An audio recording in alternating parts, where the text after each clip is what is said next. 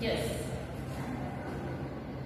Political science unit first का lesson first न्याय, जिसके अंदर हम न्याय की अवधारणा के बारे में पढ़ेंगे। न्याय क्या है? न्याय हम किसी के भी कार्य को समझें, जाने और उसको देखने के बाद हम उसका न्याय करें कि उस व्यक्ति के द्वारा जो किया गया कार्य है वो कितना सही और कितना गलत है।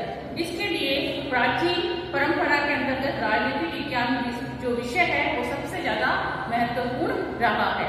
इसके अंदर प्राचीन परंपरा का अंतर्गत न्याय की जो स्वरूप की जो व्याख्या की है वो अलग अलग लोगों ने की है, जिसके अंतर्गत भारतीय परंपरा में भी मनुष्य के धर्म को प्रमुखता दी गई। कहने का मतलब यहाँ पर यह है कि मनुष्य का जो धर्म है, धर्म से तात्पर्य यह है कि हमारा जो कर्म है, हम जो कार्य कर रहे हैं उसमें कितनी धर्म की बात करी गई है, यानी कि हम कितना धर्म परायण होकर उसके अंदर अपना कार्य करते हैं। यहाँ पर अपने कर्म को ही धर्म माना है, यानी कि जिस प्रकार से हमारा धर्म यह है कि जिससे माता पिता ने हमें बच्चों को स्कूल में भेजा है तो उनका धर्म ये होता है कि उनको पढ़ना है, उसी प्रकार से माता पिता का भी धर्म है कि वह अपने बच्चे को समय समय पर उनको शिक्षित करते रहें, और धर्म ही हमारा कर्म है। यहाँ पर मनुष्य के कर्म को प्रमुखता दी गई है, जिसके अंतर्गत प्रत्येक मनुष्य को अपना कार्य करना होता है, वह अपने कार्य पर ध्यान दे और दूसरे के कार्य में हस्तक्षेप नहीं करे, वही धर्म कहलाता है। जो भी खुद का व्यक्ति का जो खुद का कार्य है उसके ऊपर विशेष ध्यान देना है और दूसरे व्यक्तियों के कार्य के अंतर्गत जितना हो सके उतना कम हस्तक्षेप करना है। प्लेटो ने अपने दर्शन में न्याय के प्रत्यय को मनुष्य का आत्मीय गुण माना। आत्मीय गुण से तात्पर्य है हम उसे अपनी आत्मा से कितना स्वीकार कर रहे हैं, वह कहलाता है आत्मीय गुण, कि जो हम जैसा कर रहे हैं वह उसके अनुसार सही है या नहीं।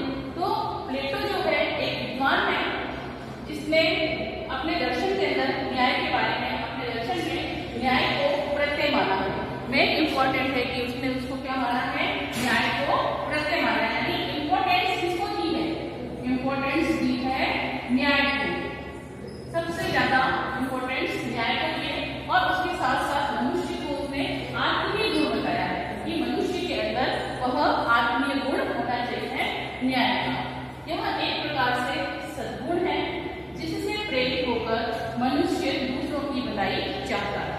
सद्गुण यानी कि ज्यादा से ज्यादा हमें ऐसे कर्म करने हैं, अच्छे कर्म। ज्यादा से ज्यादा अगर हम अच्छे कर्म करें, दूसरों के बारे में अच्छे सोचें और उनकी भलाई के लिए तत्पर रहें, तो प्लेटो चाहता है कि मनुष्य को भी इस प्रकार के कर्म करने चाहिए कि वह ज्यादा से ज्यादा दूसरों की भलाई करे और साथ ही साथ दूसरों के कार्य में किसी भी प्रकार का हस्तक्षेप न करे। यह एक सद्गुण है। सद्गुण यानी कि अच्छा विचार माना है। न्याय पर अपने विचार प्रस्तुत करने वाले और भी अन्य बहुत से विद्वान हुए, जिसमें से मुख्य जो है वह है Hobbes, Kant, Karl Marx, Kant और मिल। इन्होंने अपने अपने विचार प्रस्तुत करके न्याय के बारे में व्याख्या की है। न्याय एक प्रकार से दूसरों का व्यक्तिगत निजी चारित्रिक सद्गुण है। एक तरफ तो व्यक्ति का चारित्रिक गुण बताता है और वही दूसरी ओर राजनीति विज्ञान में उसे वांछनीय गुण माना है। राजनीति विज्ञान के अंतर्गत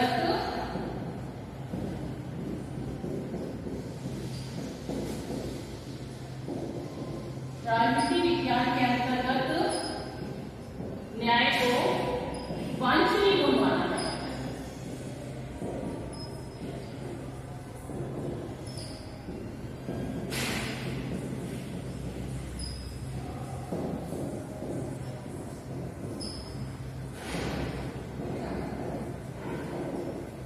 राजनीति विज्ञान के अंतर्गत न्याय को वांछनीय गुण माना। वांछनीय गुण यानी कि जैसा व्यक्ति खुद सोचे, समझे और जाने, उसके अनुसार ही वह कार्य करे, इसीलिए इसको क्या माना है?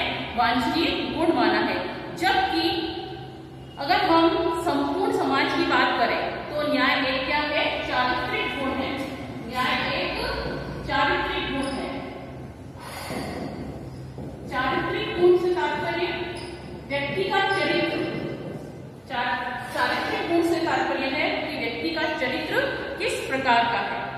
इस प्रकार से अलग अलग समाज के अंदर राजनीति विज्ञान के अंतर्गत तो न्याय को क्या माना है, वांछनीय गुण, जबकि संपूर्ण समाज के अंतर्गत न्याय को चारित्रिक गुण माना है।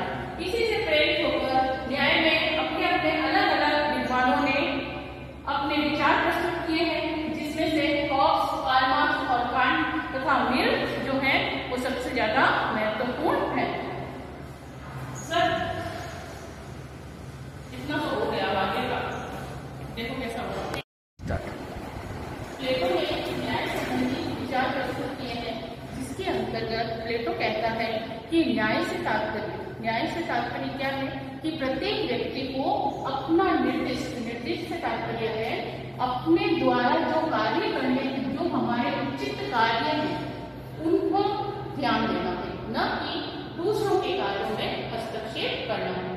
जितना हो सके ज्यादा से ज्यादा हमारे जो कार्य हैं उसी पर ध्यान देना है और दूसरों के कार्यों में अनावश्यक हस्तक्षेप नहीं करना है।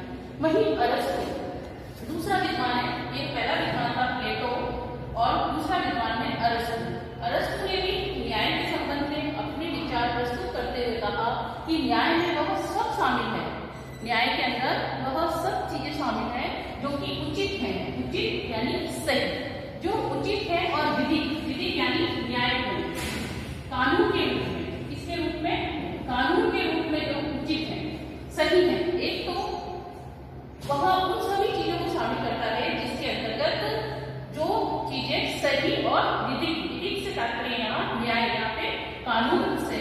अरस्तु वापस से देखिए, अरस्तु जो है न्याय में किस चीज को शामिल करता है, वह शामिल करता है उचित और विधिक जो भी चीजें हैं, जो हम अपने अकॉर्डिंग कहते हैं कि यह उचित है हमारे लिए, जो हम ये कार्य कर रहे हैं हमारे लिए उचित है और इसके अंतर्गत कुछ भी इलीगल नहीं है, सब विधि के, सब न्याय के अनुसार सब कुछ सही है। तो अरस्तु ने इसके अंतर्गत इस चीज को शामिल किया।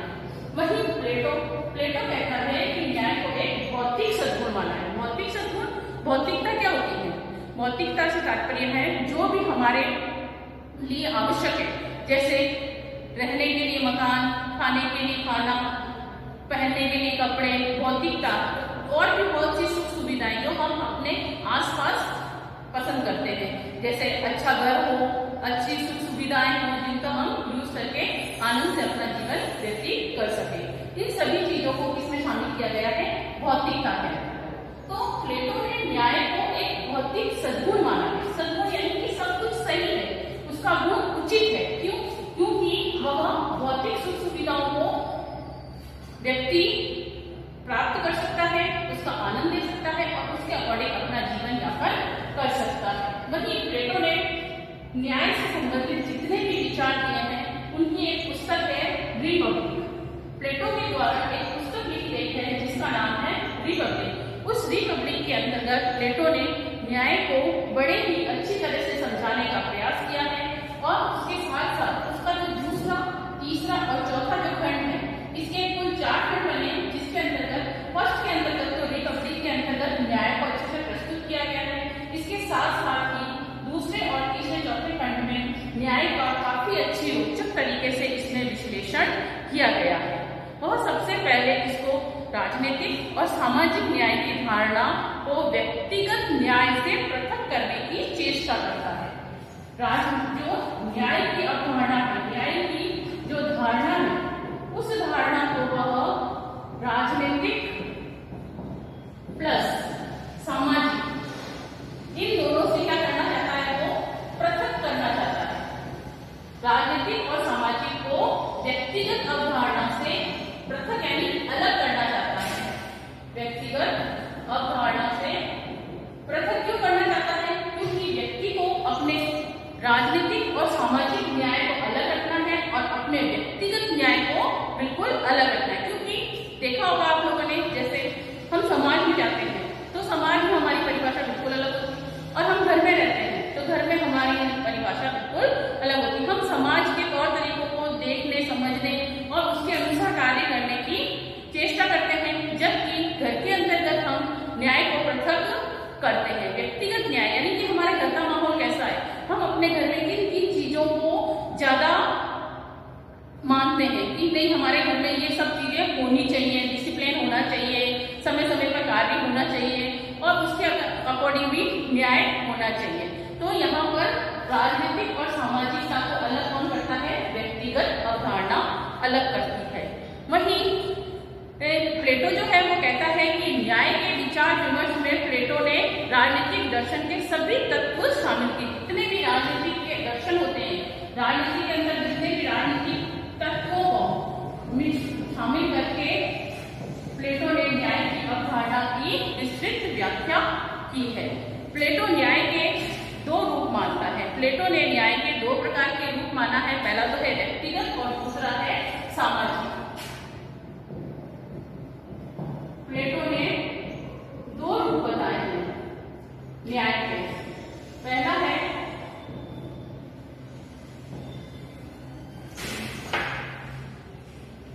इसके अंतर्गत दो रूप बताए हैं प्लेटो के द्वारा, जिसके अंतर्गत पहला व्यक्तिगत और दूसरा सामाजिक है। व्यक्तिगत न्याय और दूसरा है सामाजिक न्याय। अब व्यक्तिगत न्याय क्या होता है और सामाजिक न्याय क्या होता है? व्यक्तिगत न्याय से यहाँ पर तात्पर्य है कि व्यक्ति स्वयं अपने लिए क्या निर्णय ले रहा है और अपने परिवार के लिए क्या निर्णय ले रहा है यहाँ पर। और जिस प्रकार से हम अपने घर की वैल्यू को ध्यान में रखते हैं, घर के लोगों की वैल्यू को ध्यान में रखते हुए हम न्याय करते हैं अपने घर पर, वो क्या कहता है? व्यक्तिगत न्याय। और अपने लिए क्या न्याय है? क्या जो हमने जो कार्य किया है वो सही है, क्या वह विधिक है, उचित और विधिक है? इन दोनों को ध्यान में रखकर जो कार्य करता है वो कहलाता है व्यक्तिगत न्याय। वहीं दूसरा रूप उन्होंने बताया है सामाजिक न्याय। सामाजिक न्याय से यहाँ पर तात्पर्य है कि समाज में उस व्यक्ति की कितनी गरिमा है, उसके अनुसार क्या वह कार्यों को सही प्रकार से रूपरेखा प्रदान कर पा रहा है या फिर नहीं कर पा रहा है। तो प्लेटो ने एक मान्यता दी और मानवीय आत्मा के 3 गुण बताए हैं। इसके अंतर्गत मानवीय आत्मा के कितने गुण बताए हैं? 3 गुण बताए हैं। तो देखिएगा,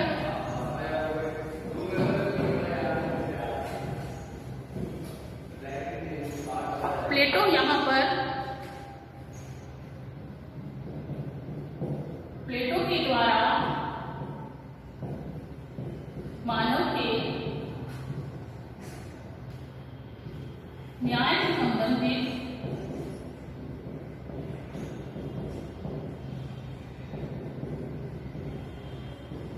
3 आत्मीय गुण बताए हैं। और वो 3 आत्मीय गुण क्या हैं?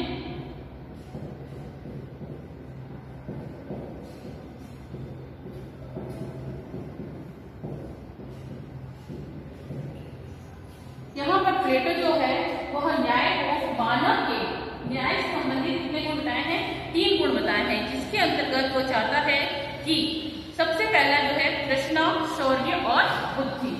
3 गुण के अंतर्गत पहला है तृष्णा, शौर्य, दूसरा है शौर्य और तीसरा है बुद्धि। तो देखिए इसके अंतर्गत तृष्णा यानी कि हमें किसी भी प्रकार से एक दूसरे को देखकर मन में गलत विचार नहीं लाने। आत्मीय गुण यानी कि मनुष्य के स्वयं, कोई भी मनुष्य होगा उसके अंतर्गत ये 3 गुण तो विद्यमान होंगे ही होंगे, क्योंकि ये जो है मानव स्वभाव है कि व्यक्ति एक दूसरे को देखकर आपस में कुछ ना कुछ उसकी फीलिंग होती ही है। या तो वो अच्छी फीलिंग रखता है या बुरी रखता है, या तो फिर उससे जलन की भावना होगी या फिर उसके साथ संयोग की भावना होगी। तो प्लेटो ने यहाँ पर न्याय को प्रस्तुत करने के लिए आत्मा से स्वीकार किए गए जो गुण बताए हैं उसके अंतर्गत पहला है तृष्णा, यानी कि व्यक्ति के अंतर्गत किसी भी प्रकार से जलन की भावना नहीं होनी चाहिए, ज्यादा से ज्यादा हो सके तो संयोग की भावना होनी चाहिए। दूसरा बताया है इसने शौर्य। शौर्य का मतलब होता है वीरता, कि व्यक्ति के अंतर्गत किसी कार्य को करने के लिए उसके अंतर्गत कितने मोटिवेशन अपने आप के अंदर है कि वो अपने आप को किस प्रकार से प्रेरित कर सकता है कि मैं इस कार्य को उचित तरीके से और विधिक रूप से कर सकता हूँ। तो उसके अंतर्गत दूसरा गुण उन्होंने शौर्य का बताया है। वहीं तीसरा गुण उन्होंने बुद्धि का बताया। बुद्धि से तात्पर्य आप सभी जानते हैं बुद्धि क्या है? जो हमें सोचने समझने के बारे में सही ज्ञान में सही दिशा प्रदान करे, वह हमारी बुद्धि। हम बुद्धि के द्वारा ही व्यक्ति को बता सकते हैं कि हमारा जो किया गया कार्य वो कितना उचित और कितना अनुचित है। तो यहाँ पर ये 3 आत्मीय गुण दिए गए हैं प्लेटो के द्वारा, जो है तृष्णा, शौर्य और बुद्धि। वहीं पहला शासक और अभिशासक वर्ग के बारे में भी बात की है। इसने यहाँ पर समाज के अंतर्गत 3 वर्ग स्थापित किए हैं, जिसमें पहला है शासक वर्ग, दूसरा है इसके अंतर्गत शासक या फिर अभिभावक। शासक कहे या फिर अभिभावक। शासक से तात्पर्य जो कि शासन कर रहा है वो कहलाता है शासक और अभिभावक। अभिभावक से तात्पर्य हमारे माता पिता। जिस प्रकार से राज्य को चलाने के लिए पहले क्या हुआ करते थे? शासक।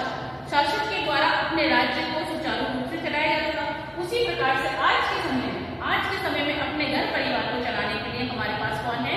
अभिभावक। अभिभावक से तात्पर्य हमारे माता पिता हैं। तो ये बताते हैं कि हमें किस तरह से कार्य करना चाहिए, जिसमें बुद्धि का अंश सर्वाधिक पाया जाता है।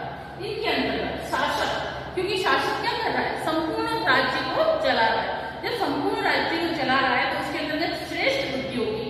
और माता पिता जब अपने घर को चला रहे हैं आज के दौर में, तो उनके अंदर भी श्रेष्ठ बुद्धि होगी। तो इनके अंतर्गत पहले वर्ग के अंतर्गत क्या बताया गया है? श्रेष्ठ बुद्धि वाला बताया गया है। वहीं जो दूसरा गुण बताया गया है वह है सैनिक वर्ग या फिर रक्षक वर्ग, जिनकी रक्षा की जा रही है। दूसरा जो गुण है वह है सैनिक वर्ग और रक्षक। सैनिक हमारे क्या करते हैं? रक्षा करते हैं। तो यहाँ पर दूसरा गुण जो बताया है इसके अंतर्गत वो बताया है सैनिक वर्ग और दूसरा वर्ग। पहला वर्ग था हमारा शासक वर्ग और अभिभावक वर्ग था। वहीं दूसरा जो वर्ग है वह है सैनिक या फिर रक्षक। और तीसरा जो उनमें बताया गया है जिसके अंतर्गत बुद्धि का अंश क्या है? अधिक पाया जाता है, लेकिन इसके अंतर्गत ठीक ठीक बुद्धि का वर्ग पाया जाता है। इनमें सबसे ज्यादा क्या पाया जाता है? इनमें साहस और वीरता पाई जाती है। सैनिक और रक्षक में क्या पाया जाता है? साहस और वीरता अधिक पाई जाती है, क्योंकि सैनिक क्या होते हैं? वीर होते हैं, है ना। उनमें साहस ज्यादा होता है। तो पहले वाले के अंदर तो क्या बात बताया था? बुद्धि बताई थी। दूसरे के अंदर क्या बताया गया है? शासक वर्ग है, जो कि जिसमें साहस और वीरता अधिक पाई जाती है, शौर्य पाया जाता है, ये सब तत्व ज्यादा पाए जाते हैं। वहीं तीसरा वर्ग जो बताया गया है वह है उत्पादक या फिर सहायक वर्ग। यहाँ पर जो तीसरा वर्ग बुद्धि का जो वर्ग है उस किससे तात्पर्य है? उसका तात्पर्य है उत्पादक या सहायक वर्ग। उत्पादक या फिर सहायक वर्ग बुद्धि का वर्ग बताया गया है। इसमें तीसरा वर्ग ये बताया गया। और इसके अंतर्गत सबसे ज्यादा क्या पाई जाती है? इंद्रिय तृष्णा या फिर इच्छा तत्व सबसे ज्यादा पाए जाते हैं, जो सभी मनुष्य को तीनों गुणों में न्यूनतम मात्रा में पाए जाने चाहिए, लेकिन जो बुद्धि का स्तर है वो सबसे ज्यादा पाया जाता है।